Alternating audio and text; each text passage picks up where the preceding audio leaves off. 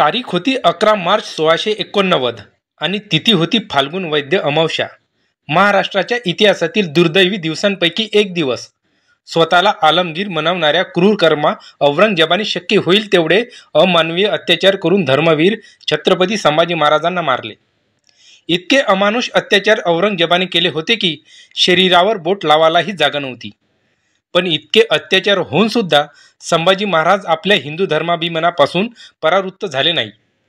मृत्यूला आनंदाने कवटाळले, पण धर्मांतरण करण्यास तयार झाले नाहीत. इतकं प्रेम आणि आदर स्वतःच्या धर्माबद्दल होता. त्याआधी स्वराज्य छत्रपती संभाजी महाराजांच्या मनात आणि डोक्यात होते. तब्बल 40 दिवस अत्याचार करत असताना औरंगजेबाच्या डोक्यात काही दुसरंच सुरू होतं. औरंगजेब मोठा चाणाक्ष माणूस होता. त्याला माहिती होते की उद्या चैत्र शुद्ध प्रतिपदा अर्थात गुढीपाडवा म्हणजेच मराठ्यांचा नूतन वर्षाचा पहिला दिवस आहे आणि हा हिंदूंचा सण आनंदाने साजरा होऊ नये म्हणून त्याने जाणून बुजून संभाजी महाराजांना मारण्यासाठी गुढीपाडव्याचा आधीचा दिवस निवडला. औरंगजेबाचा तो विचार काही प्रमाणात आजही अस्तित्वात असलेला दिसतो. कारण ह्या गोष्टीत सुद्धा धर्मद्वेष करणाऱ्या लोकांना आपल्यात तेढ निर्माण करण्याच्या कार्यक्रमाची पोळी भाजण्याची संधी दिसते. कारण गेले काही वर्ष समाजात अपप्रचार केला जात आहे की संभाजी महाराजांना मारले याचा आनंद साजरा करण्यासाठी लोकांनी गुढीपाडवा हा सण चालू केला आहे. खरं तर गुढीपाडवा आणि संभाजी महाराजांचा काही एक संबंध नाही. जो संबंध आहे तो औरंगजेबाने जोडला आणि अजूनही धर्मद्वेष करणारे लोक तो पुढे चालवत आहेत.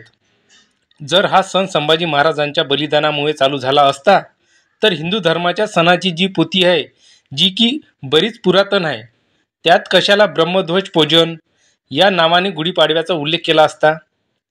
त्याचबरोबर जर गुढीपाडवा हा सण संभाजी महाराजांच्या मृत्यूनंतर चालू झालेला सण असता तर मग त्याआधी होऊन गेलेल्या संतांच्या संत साहित्यात त्याचे वर्णन नको यायला हवे होते. पण तसे होत नाही. प्रभू रामचंद्रापासून ज्ञानेश्वर महाराजापासून ते तुकाराम महाराजापर्यंत अनेक संतांच्या साहित्यात गुढीचे उल्लेख आढळून येतात. ते आपण पुढे पाहूया.